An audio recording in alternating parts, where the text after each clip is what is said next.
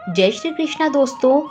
सब कुछ तब शुरू हुआ जब कृष्ण एक दिन जंगल में एक पेड़ पर बैठे और योग समाधि या ध्यान में प्रवेश किया। एक शिकारी जरा फिर जंगल में घुस गया। उस शिकारी ने गलती से सोचा कि कृष्ण का हिलता हुआ पैर एक छिपा हुआ हिरण है, इसीलिए उसने एक घातक तीर मारा जो श्री कृष्ण के पैरों को भेद गया। कृष्ण के सामने आते ही शिकारी को अपनी गलती का एहसास हुआ और उसने भगवान से क्षमा याचना की। उन्हें भगवान कृष्ण ने आश्वस्त किया, जिन्होंने यह भी बताया कि उनका निधन कैसे अपरिहार्य था। परिणाम स्वरूप भगवान श्री कृष्ण जीवित दुनिया से चले गए। कलयुग की शुरुआत उस क्षण के रूप में मानी जाती है जब श्री कृष्ण का निधन हो गया था। यह कहानी तब शुरू हुई जब श्री कृष्ण ने विचार करना शुरू किया कि कैसे और किस तरह से उन्हें इस शरीर से विदा लेना चाहिए। उन्हें याद आया कि ऋषि दुर्वासा ने क्या कहा था और तुरंत संत के निर्देशों के अनुसार उन्होंने अपने पूरे शरीर पर पायसम, दूध, चीनी और चावल से बना एक तरल लगाया। पैर जमीन पर होने के कारण वह उसे पैरों पर नहीं लगा पा रहे थे। जब दुर्वासा ने इसे देखा तो उन्होंने कहा, कृष्ण, आपके पैरों में कोई पायसम नहीं है।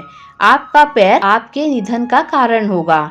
इससे पहले कि वह कुछ कह पाता, उसे पता चला कि कृष्ण द्वारा श्रद्धेय प्रभास समुद्र में प्रार्थना करने का निर्देश देने वाले यादव वंश ने एक दूसरे को मारना शुरू कर दिया है।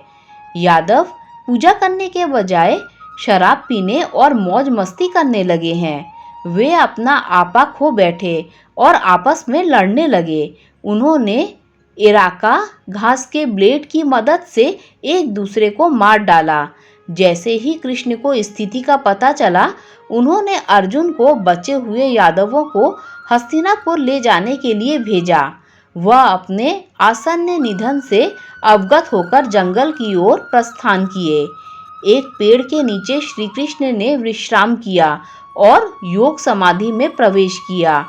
उस समय जरा नाम का एक शिकारी ने उस जंगल का दौरा किया और कृष्ण के हिलते हुए पैरों को छिपा हुआ हिरण समझ लिया। उसने फिर एक घातक तीर छोड़ा जो कृष्ण के पैरों में लगा।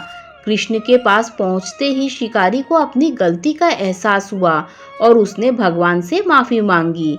उन्हें भगवान श्री कृष्ण ने दिलासा दिया, जिन्होंने यह भी समझाया कि उनकी मृत्यु अपरिहार्य थी। कृष्ण के अनुसार अपने पिछले जीवन में त्रेता युग में राम के रूप में राम ने घात लगाकर सुग्रीव के भाई बाली को मार डाला था।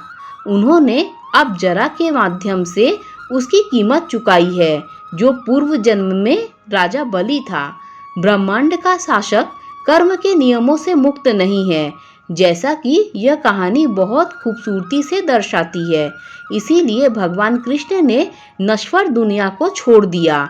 कलयुग की शुरुआत उसी क्षण से रूप में मानी जाती है जब श्री कृष्ण का निधन हो गया। दोस्तों, अगर ये कहानी आपको अच्छी लगी हो तो लाइक, शेयर, सब्सक्राइब कीजिए। Thanks for watching this video.